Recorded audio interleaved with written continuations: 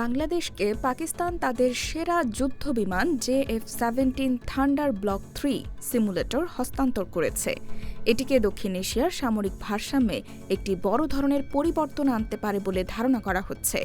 পাকিস্তান যে সিমুলেটরটি বাংলাদেশে পাঠিয়েছে সেটি সাধারণত প্রাথমিক স্তরের কোনো প্রশিক্ষণ ব্যবস্থা নয়, বরং সম্পূর্ণ যুদ্ধকালীন মান বজায় রেখে তৈরি একটি পূর্ণাঙ্গ JF-17 থান্ডার ব্লক 3 সিমুলেটর। এই সিস্টেমটির মাধ্যমে পাইলটরা আসল যুদ্ধবিমানে ওঠার আগেই যে কোনো মিশন বা অভিযানের বাস্তবসম্মত মহড়া দিতে পারবেন। এটি মূলত আধুনিক যুদ্ধবিমানের সাথে পাইলটদের মানিয়ে নেওয়া, জটিল রণকৌশল রপ্ত করা এবং বিমান বাহিনীর সার্বিক সক্ষমতা বৃদ্ধির কথা মাথায় রেখে তৈরি করা হয়েছে। যে কোনো দেশ যখন নতুন যুদ্ধবিমান কেনার সিদ্ধান্ত নেয়, তখন পাইলটদের নতুন বিমানের জন্য দক্ষ করে তুলতে সবচেয়ে বেশি সময় লাগে। এই কারণেই সিমুলেটর হস্তান্তরের বিষয়টি অত্যন্ত গুরুত্বপূর্ণ কৌশলগত তাৎপর্য বহন করে।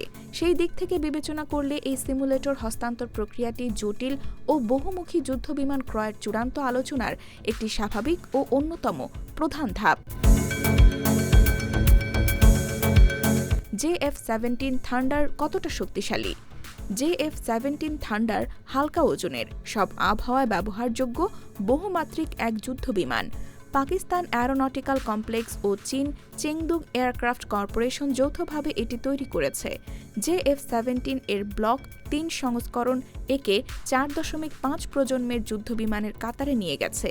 এতে আকাশ থেকে আকাশে ও আকাশ থেকে ভূমিতে আক্রমণের ক্ষমতা, উন্নত avionics, active electronical scanned array radar, electronic যুদ্ধ ব্যবস্থা এবং দৃষ্টিসীমার বাইরে আঘাত হানতে সক্ষম ক্ষেপণাস্ত্র ব্যবহারের ক্ষমতা রয়েছে। এর অ্যাভিওনিক্স ও ইলেকট্রনিক সক্ষমতা চতুর্থ প্রজন্মের যুদ্ধবিমান যেমন F-16 ও সুখোই 27 এর তুলনায় উন্নত, যেগুলো মূলত গতি ও ডগ ফাইটের জন্য নকশা করা হয়েছিল। অপরদিকে পঞ্চম প্রজন্মের বিমানগুলো তাদের নকশা ও অভ্যন্তরীণ অস্ত্র ব্যবহারের কারণে রাডারে প্রায় সম্পূর্ণ অদৃশ্য থাকে। সরকারি মূল্য প্রকাশ না হলেও ধারণা করা হয় প্রতিটি JF-17 এর দাম $25 থেকে $30 মিলিয়ন। তুলনায় রাফায়েলের দাম $90 মিলিয়ন বেশি আর গ্রিপেনের দাম $100 মিলিয়নেরও বেশি।